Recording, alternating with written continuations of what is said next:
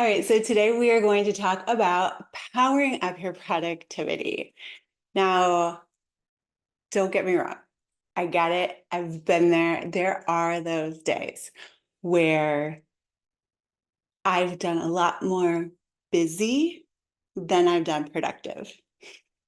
But when I am my best self, and the goal that I am working towards is to really get the most productivity out of every day, because that way I am able to cut back on the amount of hours that I'm in the office, creating deliverables for my clients, taking client meetings, and still growing my business.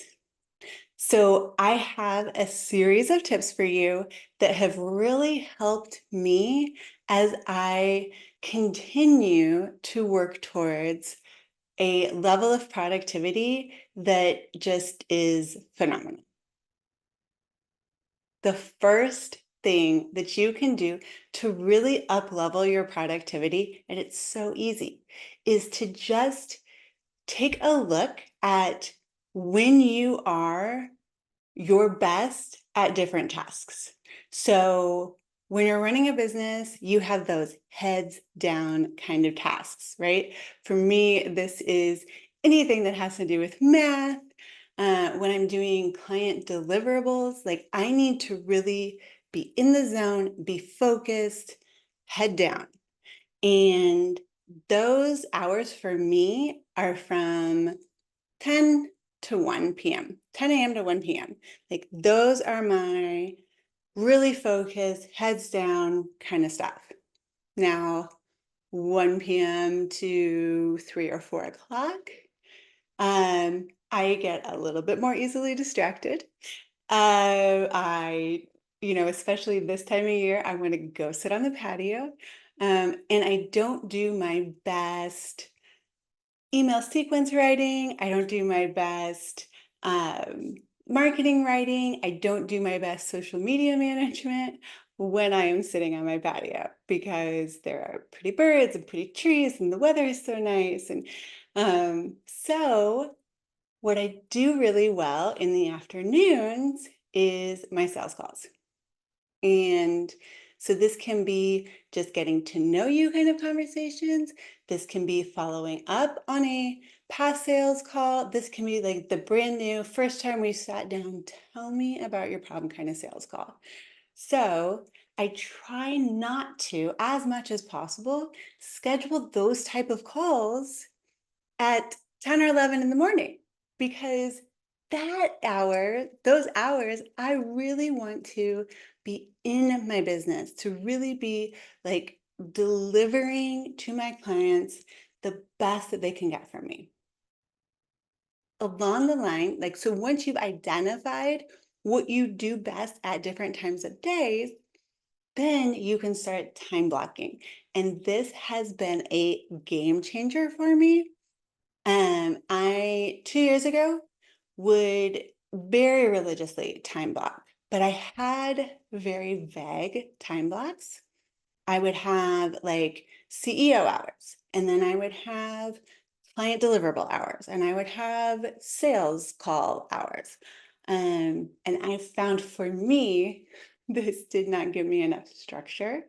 So what I did instead is I now block out. So I'm going to work on this client for this hour. Then I'm going to work on this client for this hour. I still have my CEO days. I still have my sales calls, which I don't like say this is the client that I'm talking to at that time. But when it comes to like client deliverables, when I was just like, client deliverables, I would be like, oh, who do I want to work on? And by really narrowing that focus, I was able to get so much more done in the same amount of time, because I wasn't taking the time to make a decision. So it's a little bit like that Steve's job wearing the same outfit every day mentality. If I'm not taking the time to choose my outfit, then I have more brain power and more time to spend in my business. If I am not taking the time to decide what client deliverable I'm working on, then I can spend that time that I'm not deciding actually delivering results for that client. The third thing that is so important is to not only set boundaries in your life and in your business, but also stick to those boundaries. I do not take meetings Friday afternoons. Just don't do it. And I do not work on client work on the weekends. Just an absolute no-go for me. I also do not, absolutely under any circumstances, work after 5 p.m.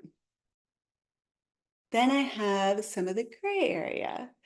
I don't like to take sales calls after 3 p.m.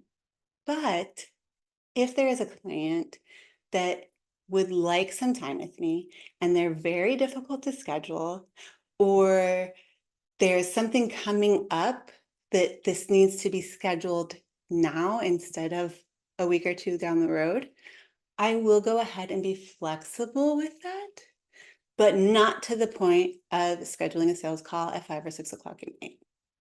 So I have clear black and white boundaries, and I have kind of gray fuzzy boundaries. Um, the other thing that I do is, for me personally, I don't like to schedule meetings on Mondays. There's something about Mondays.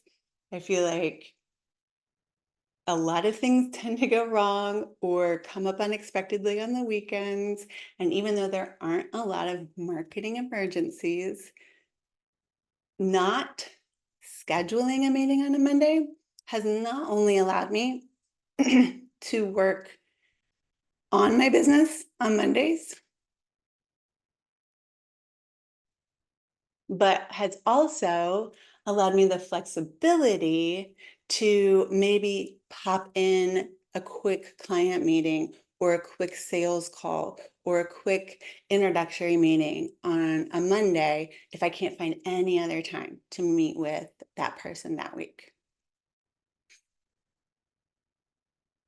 The other thing that I do is, by scheduling in my breaks throughout the day, I allow for self-care without even really being conscious about the fact that it's self-care. Like, I don't think of it as self-care. So you have to find a way that works for you. Maybe self-care for you is taking an hour break at lunch or 90 minutes at lunch and working the rest of the time during the day. I don't work that way. I like to work for an hour or 90-minute blocks, and then I want to take a 15-minute break.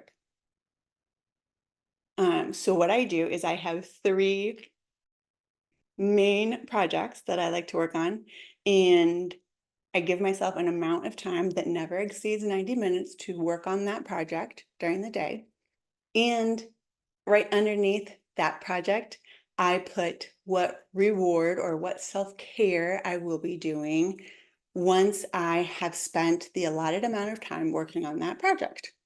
So if I'm spending an hour on my social media engagement, then I give myself 15 minutes walking around outside, maybe drinking a cup of coffee. And that is my self-care, recharge, reinvigorate time. And then I go to my second main task for the day.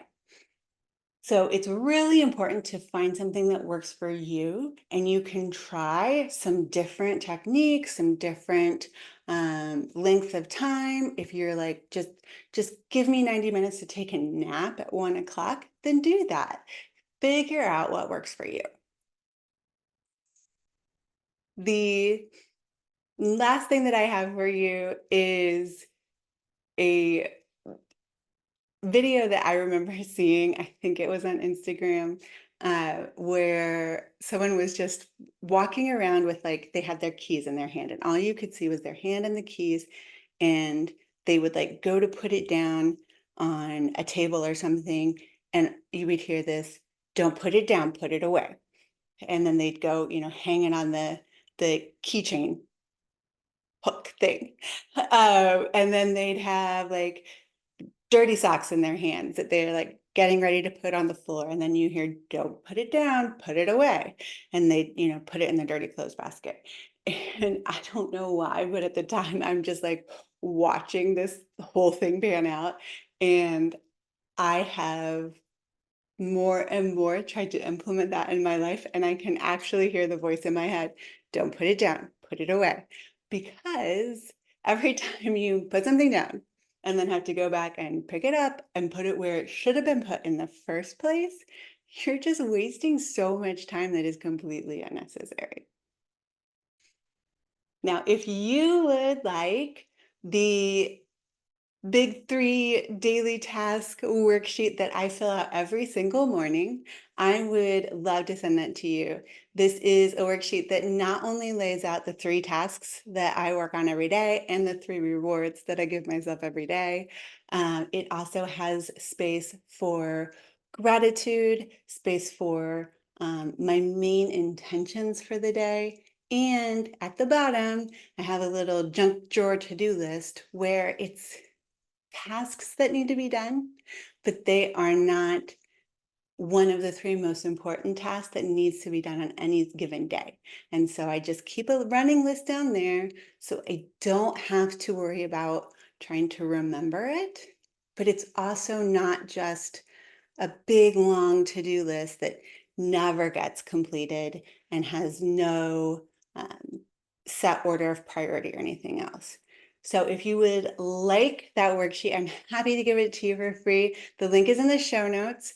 And I would love to hear from any of you who start using that worksheet, how it's working in your life.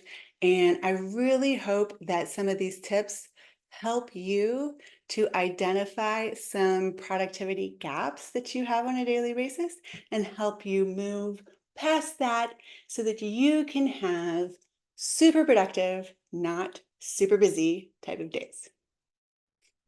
Until next week, I'm Jennifer with Limitless Impact Agency. Thanks for listening to Quick Business Tips.